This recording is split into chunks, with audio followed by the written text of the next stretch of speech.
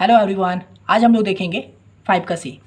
तो ये बोल रहा है using determinants so that the point A comma B plus C, B comma C plus A and C comma A plus B are collinear.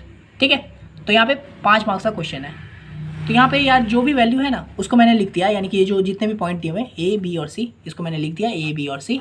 ठीक है, और इसका मैंने एक नाम रख दिया है। तो यानी कि ए का क्या हो गया, ये जो वैल्यू है ये x1 है और ये जो पूरा वैल्यू है ये y1 है। यहाँ पे ये x2 है, ये y2 है, ये x3 है, ये y3 है। ठीक है, तो ये एक तरह से मैंने नामकरण कर दिया इसका, समझे।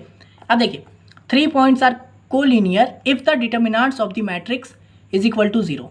ठीक है, यानी कि अगर 3 पॉइंट दिया हुआ है वो कोलिनियर तब होगा जब हम लोग का जो उसका डिटर्मिनेंट ऑफ मैट्रिक्स है वो कुछ इस तरह का दिखेगा।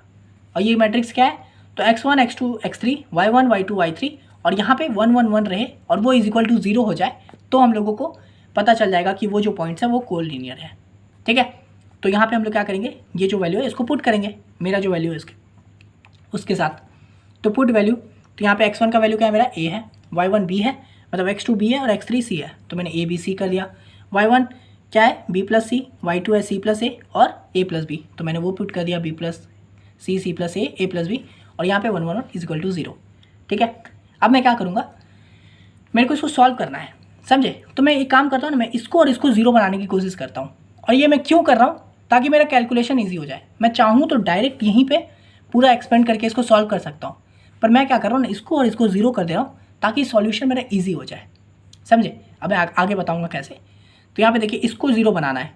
तो यहाँ पे आप अगर प्लेलिस्ट को स्टार्टिंग से फॉलो करते आ रहे हो तो भाई यहाँ पे आपको क्या लगाना है, वही कंडीशन लगाएंगे, एक्सप्रेशन लिखेंगे, कैसे लिखेंगे कि ये 0 हो जाए, है ना। तो R2 को मेरे को 0 बनाना है, तो मैं क्या करूँगा, R2 को अगर मैं R1 के साथ माइनस कर दूंगा तो 0 हो जाएगा, 1 - 1 0 हो जाएगा, सिंपल। और फिर मैं R3 को 0 बनाना चाहता हूँ, तो इसमें भी अगर R3 को मैं R1 के साथ माइनस कर दूंगा तो ये भी 0 हो जाएगा, है ना। तो बस वही कंडीशन लगाया हूँ। तो R2 और R3 पे चेंज होने वाला है, तो R1 का वैल्यू एज इट इज़ हो जाएगा a b plus C equal to 1, और यहाँ पे R2 माइनस R1 यानी कि b माइनस a, तो b माइनस a लिख दिया। और फिर यहाँ पे R2 क्या है मेरा, c प्लस ए और माइनस R1 क्या है, तो b प्लस सी है ना। इसको सॉल्व करेंगे तो क्या आएगा, c प्लस ए, ब्रैकेट उठेगा तो माइनस b माइनस सी। ठीक है, तो यहाँ से क्या होगा, कुछ कट रहा है क्या, हाँ, प्लस c माइनस सी कट गया, तो अंदर क्या बचा, a माइनस बी बचा, तो देखिए वही लिखा है a माइनस बी। और यहाँ पे 1 - 1 0 हो गया। सेम विथ यहाँ पे c माइनस मतलब R3 माइनस R1, तो c माइनस ए, और यहाँ पे इसको सॉल्व करेंगे तो आएगा a minus C is equal to 0। ठीक है, यहाँ पे ये 0 का तो 0, 1 - 1 0। अब देखिए इसको क्या करूँगा मैं, एक्सपेंड अलॉन्ग C3, यानी कि इसके अलॉन्ग में एक्सपेंड कर दूंगा इसको। ये C3 है, आपको पता है, ये R1 है, ये R2 है, R3 है, C1 C2 C3। तो हम लोग को क्या मिलेगा, यहाँ पे सिर्फ ये वाला वैल्यू बचा है ना। तो ये 1 हो जाएगा, 1 को पकड़ूंगा तो इसका ये और ये कट जाएगा, अंदर क्या बचा, b माइनस ए माइनस बी, तो वही लिखा हूँ b माइनस ए माइनस बी, c माइनस ए माइनस सी। ठीक है, और उसके बाद जनरली क्या होता है कि अगर एक्सपेंड कर रहे होते हैं तो तीनों के साथ करते हैं। तो यहाँ पे 1 के साथ किए तो ये हो गया, जब 0 के साथ करेंगे तो ये वाला पार्ट हट जाएगा और ये वाला पार्ट हट जाएगा, है ना। तो अंदर क्या बचेगा, ये बचेगा। लेकिन भाई 0 के साथ कर रहे हैं तो 0 के साथ मल्टीप्लाई करेंगे और अंदर ये कुछ भी बचे भाई वो तो 0 ही होगा ना, तो इसलिए डायरेक्ट 0 लिखो ना, कुछ लिखने की जरूरत नहीं है। फिर अगर इसके साथ करते तो क्या होता है, ये वाला पार्ट हट जाता, ये वाला पार्ट हट जाता, तो ये बचता। लेकिन भाई कर किसके साथ रहे, 0 के साथ मल्टीप्लाई, तो भाई कुछ भी वैल्यू इसका आउटपुट आएगा एंड में तो 0 ही हो जाएगा, तो डायरेक्ट 0 हो जाएगा। इसलिए मैंने इसको 0 बनाने की कोशिश की है। अगर मैं चाहता तो यहाँ पे डायरेक्ट एक्सपेंड कर सकता C3 के साथ, लेकिन उसमें क्या होता कि भाई मैं जब 1 को पकड़ता तो ये वैल्यू आता, तो मैं भाई मेरे को 1 के साथ उसको मल्टीप्लाई करना पड़ता। फिर सेम विथ अगर मैं जब इसको पकड़ता तो ये हटता, तो ये 4 बचता, लेकिन यहाँ पे 1 है तो भाई इसको भी मेरे को लिखना पड़ता, इसको भी सॉल्व करना पड़ता, क्योंकि 1 है तो मल्टीप्लाई होगा। फिर सेम विथ यहाँ पे भी करते, तो ये देख रहे सबके साथ मल्टीप्लाई करना पड़ता, सबको सॉल्व करना पड़ता अंदर वाले को। लेकिन अभी मेरे को नहीं करने की ज़रूरत है, मेरे को सिर्फ एक करने की ज़रूरत है, इसलिए मैंने इसको क्या किया था, 0 बना दिया था 2 को। ठीक है, अब ये मत कीजिएगा कि मैं तीनों को 0 बना देता हूँ ना, वो और ईजी हो जाएगा, नहीं ऐसा नहीं होगा, समझे, फिर वो वैल्यू गलत हो जाएगा। तो 2 को वैल्यू बनाना है 0। आप चाहो तो इन दोनों को भी बना सकते हो, आपके ऊपर है। तो यहाँ पे देखिए इसको सॉल्व करेंगे तो ये आपको वही वाला फॉर्मूला, ये इंटू ए, तो b माइनस ए इंटू ए माइनस सी, मैंने वो लिख दिया b माइनस ए इंटू ए माइनस सी, और बीच में माइनस का साइन होता है तो माइनस, उसके बाद ये तो a माइनस बी, सॉरी इस तरह से c माइनस ए इंटू ए माइनस बी, ये होता है फॉर्मूला। तो आपने ये लिख दिया। उसके बाद यहाँ पे नॉर्मल जो भाई दो इसको मल्टीप्लाई करते हैं, इसको आप समझ गए होंगे यार। इस बी को दोनों के साथ करो तो बी इंटू ए हो गया, बी ए हो गया, बी सी हो गया, ए स्क्वायर हो गया और ए सी हो गया।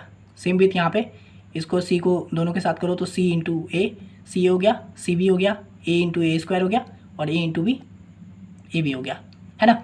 उसके बाद यहाँ पे ब्रैकेट उठाओ तो ये माइनस सी ए, ये साइन चेंज हो गया तो प्लस सी बी प्लस ए स्क्वायर प्लस यहाँ पे प्लस ए बी था तो ये माइनस ए बी हो गया, ठीक है। तो यहाँ से देखिए वैल्यू कुछ कट रहा है, तो हाँ भाई कट रहा है। सबसे पहले तो ये जो ए बी है मतलब बी ए है और ए बी बात एक ही हुआ ना, तो ये प्लस और ये मतलब प्लस माइनस कट गया। फिर यहाँ पे ये जो बी सी है ये सी बी को काट दिया, प्लस सी बी और ये बी सी लिखो सी बी लिखो बात एक ही है ना इसलिए। फिर ये ए स्क्वायर, इस ए स्क्वायर को काट दिया, ये प्लस ए सी इस माइनस ए सी को काट दिया, तो क्या बचा अंत में 0, ठीक है। तो यानी कि मैंने क्या बोला था कि तीन पॉइंट कब कोलिनियर होते हैं, जब उसका मैट्रिक्स कुछ इस तरह का होता है और इक्वल टू 0 हो जाता है। तो हाँ भाई मैंने वैल्यू को पुट किया ना तो मेरा भी 0 आ गया, तो हेंस प्रूव हो गया ये चीज़ कि point A B C are collinear. समझ गए। तो इस ढंग से आपको सॉल्व करना था, बहुत सिंपल सा क्वेश्चन था ये, है ना। आप चलिए हम लोग 5 का डी देख लेते हैं, 5 का डी और इस प्लेलिस्ट का आखिरी क्वेश्चन। तो यहाँ पे देखिए if y is equal to 2e का पावर x प्लस e का power minus X and D square Y D X square is equal to X Y, तो फाइंड के, हमको के का वैल्यू फाइंड करना है, ये वैल्यू दिया हुआ है, ठीक है। ये 5 मार्क्स का क्वेश्चन है। तो चलिए यहाँ पे देखिए सबसे पहले तो भाई ये दिया हुआ है, यानी कि ये क्या है, सेकेंड डिफ्रेंशिएशन है, यानी कि भाई हमको 2 बार डिफ्रेंशिएट करना पड़ेगा, है ना।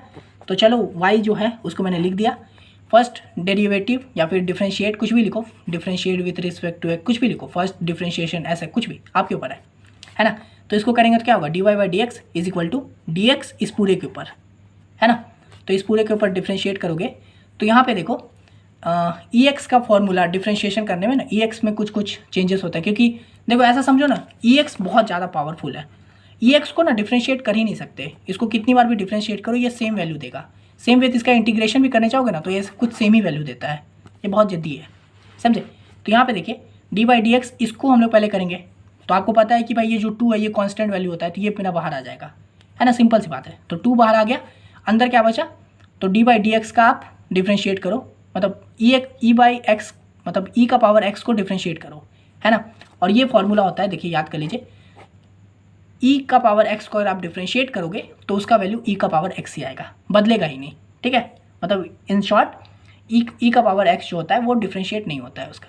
तो इसलिए यहाँ पे तो 2 तो बाहर निकल गया, और जब मैंने डी बाई डी एक्स ई का पावर एक्स को किया तो वो तो भाई ई का पावर एक्स ही हुआ, तो इसलिए ई का पावर एक्स डायरेक्ट लिख दिए।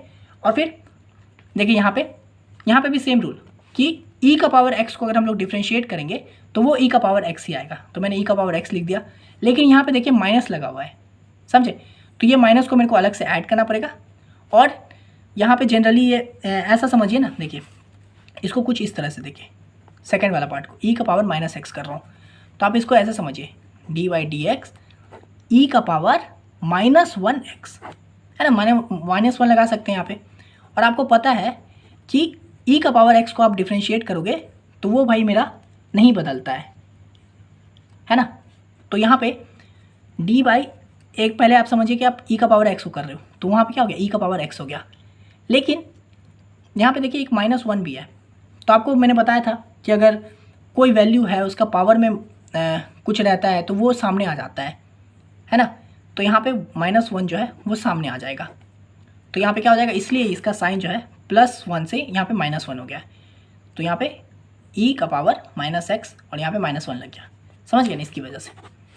तो ये हो गया, हम लोगों ने डिफ्रेंशिएट कर दिया फर्स्ट, उसके बाद हमको सेकंड करना होगा क्योंकि यहाँ पे ये सेकंड पे जा रहा है, तो सेकंड डेरिवेटिव करेंगे तो ये आएगा, और इसके ऊपर सेकंड डिफ्रेंशिएशन लग जाएगा D by D x 2e का पावर x माइनस दिस, ठीक है। यहाँ पे भी सेम रूल, ये जो 2 है कांस्टेंट है तो ये सामने आ गया, और e का पावर x को करोगे तो भाई e का पावर x ही रहेगा।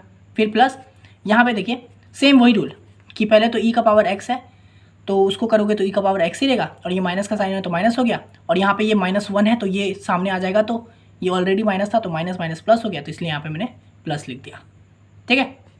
वही सेम रूल अप्लाई हुआ है ये वाला। तो अब यहाँ पे देखिए ये चीज़ हो गया। तो सो ये हम लोग का जो निकला है D square Y D X square क्या निकला है ये, तो 2e का पावर x प्लस e का पावर माइनस x, इसको मैं इज इक्वल टू वाई, क्योंकि यहाँ पे देखिए ये y हम लोग का दिया हुआ था और ये जो निकला है ये भी मेरा y ही है, समझे। तो हम लोग इसको बोल सकते हैं कि D square Y divide D X square is equal to Y, है ना। इसको y बोल सकते हैं क्योंकि सेम ही वैल्यू निकला है ना ये। तो यहाँ से हम लोग क्या है, ये यहाँ देखिए क्वेश्चन में दिया हुआ था कि ये जो डी स्क्वायर वाला है ये के वाई के बराबर है, तो यहाँ पे मैं के वाई लिख सकता हूँ, इसकी जगह पे K Y is equal to Y. तो यहाँ से क्या हो जाएगा, के इधर रहेगा और ये वाई मल्टीप्लाई में इधर आके डिवाइड में हो जाएगा, तो वाई बाई वाई, तो यहाँ पे के इज इक्वल टू 1 हो गया। हम लोग को के का वैल्यू फाइंड करना था, तो फाइंड के का वैल्यू क्या आ गया 1 आ गया। तो ये हो गया मेरा फाइनल आंसर, समझ गए। तो इसमें भाई डिफ्रेंशिएशन का ही एक नया रूल हम लोगों ने सीखा, ये ई एक्स वाला, कि ई एक्स को अगर आप डिफ्रेंशिएट करो तो वो नहीं बदलता है, बस 2 बार डिफ्रेंशिएट किए, छोटा छोटा डिफ्रेंशिएशन, वैल्यू पुट किए, आंसर। देखिए कितना सिंपल सा क्वेश्चन था। तो आशा करते हैं आपको ये वीडियो पसंद आ गया होगा, ये पूरा प्लेलिस्ट पसंद आ गया होगा। प्लेलिस्ट पसंद आए तो लाइक कर दीजिए, और अगर अब तक आपने सपोर्ट नहीं दिखाया है तो आप ज़रूर दिखा दीजिएगा। सपोर्ट वाला वीडियो का लिंक आपको डिस्क्रिप्शन के एकदम लास्ट में मिल जाएगा, उसे देखिए और ज़रूर कुछ सपोर्ट दिखाइए, ठीक है। इसको बनाने में काफ़ी समय लग रहा है और अभी रात के अराउंड 2:33 हो रहे हैं, ठीक है। तो ज़रूर कुछ सपोर्ट दिखाइएगा, और अगर आपको ये वाला पूरा PDF चाहिए तो आपको पता ही है क्या करना है, मुझे इंस्टा पे मैसेज कीजिए, इंस्टा का लिंक डिस्क्रिप्शन में, फ्री PDF नहीं है, पेड PDF है, ठीक है। लेकिन अभी इस वीडियो के बाद आपको रुकना नहीं है, आपको इसका बाकी प्लेलिस्ट भी देखना है, चाहे आप एग्जाम से एक रात पहले ही क्यों ना देख रहे हो। जितना प्लेलिस्ट देख के जाओगे उतना अच्छे आप तैयार हो जाओगे, ठीक है। जो क्वेश्चन मान लीजिए इस प्लेलिस्ट में आपको नहीं समझ में आया, वो सब क्वेश्चन आगे फिर से आने वाले, वो वीडियो आप फिर से देखोगे, आपका दिमाग खुलेगा, सीखोगे, ठीक है। तो एकदम अच्छे से कीजिएगा। मिलते हैं नेक्स्ट वीडियो में, तब तक के लिए बाय।